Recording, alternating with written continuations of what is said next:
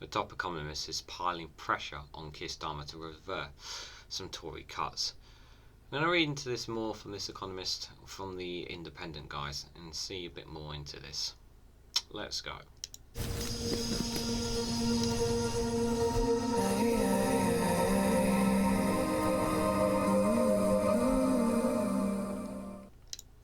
Good morning, good afternoon, good evening, wherever you are in the world. This is REGANELITE here with an article from the Independent with the headline that a top economist is piling pressure on Keir Starmer to reverse Tory cuts. The prominent economist says they are concerned that Labour's programme will not break with Tory's economic orthodoxy. Well, we do know that before we obviously read into it, we do know that from Labour's position is that they can't reverse everything, and they are concerned about the situation, and obviously they also don't know what the state of the economy is going to be if they get into power, or when they do get into power. The economy could be our economy could be in a very different position where it is in a year's time. So it's very important to emphasise that, and Labour being very careful with what they are committing themselves to.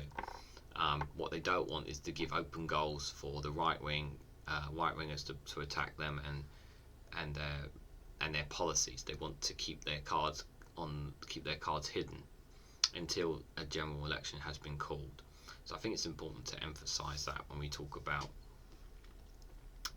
these Tory economic orthodoxies, because my position on it has kind of changed before, because there are a lot of U-turns that Labour have done, and I still question them. But can they? I mean, some of the Tory cuts, I think they're very careful not to call straight out on anything, because they want to give themselves.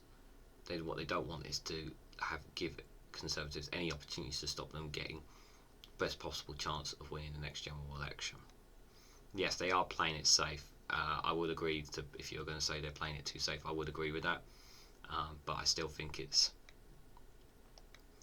sometimes it's better to play too safe than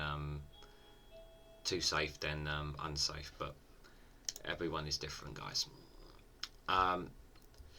Top economists have piled pressure on Sir Keir to break with the Tory spending plan amid anxiety over Labour's policy direction if it wins the next election. In a letter seen by the Independent, 70 prominent academics have said they are concerned at the party's programme for government and warn that failure to reverse cuts would deepen the poverty and hardship many are already facing. Labour's last month says its fiscal rules might allow it to reverse cuts like the two-child benefit limit or bedroom tax, between them responsible for putting hundreds of thousands of families in poverty. Now, Shadow Chancellor Rachel Reeves has also announced she would be scaling back the Green Party's investment plan, saying spending limits were non-negotiable. The latest warning comes after James O'Neill, a prominent economist who coined the term Brics, the grouping for the world economics of Brazil, Russia, India, China, and South Africa, who was recently advised the Shadow Chancellor, called for the petty and arbitrary fiscal rules to be scrapped. In a sign of shifting feeling in the discipline, the former Goldman Sachs chief, who left the Tories to become a crossbencher in the House of Lords, wrote that parties need to focus on increasing investment rather than trying to balance the books by restricting it. I do think that we need to encourage investment, because in order to do that, in order for the economy to recover, yes, obviously getting people back in jobs and all that kind of stuff is due, but you need to incentivise people to come and invest in the UK. And if you're more concerned about balancing your books rather than investing, there's no risk without a reward. There's a term to remember for sure. The latest letter, authored by economics and social policy experts, urges the opposition to revisit the legacy of the last Labour government, which they say was achieved by increased spending on services like Sure Start and child benefit.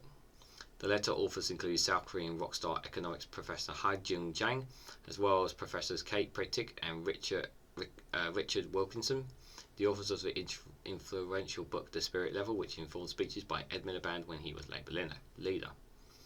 Other signatories of the letter include Professor Brendan Butchell, President of the Magdalen College at the University of Cambridge, and Professor Ruth Lisser, CBE, a Labour peer and Emeritus Professor of Social Policy at Longbrook University. We, the undersigned, are concerned that your current economic programme for this government will not transform the economic orthodoxy that has made this country poorer, less cohesive and more unequal than 15 years ago, the letter says. The maintenance or extension of cuts in the current economic climate will only serve to deepen the poverty and hardship many are already facing. We believe that it is the duty of an opposition to, when necessary, present an alternative version for the future when it comes to economics.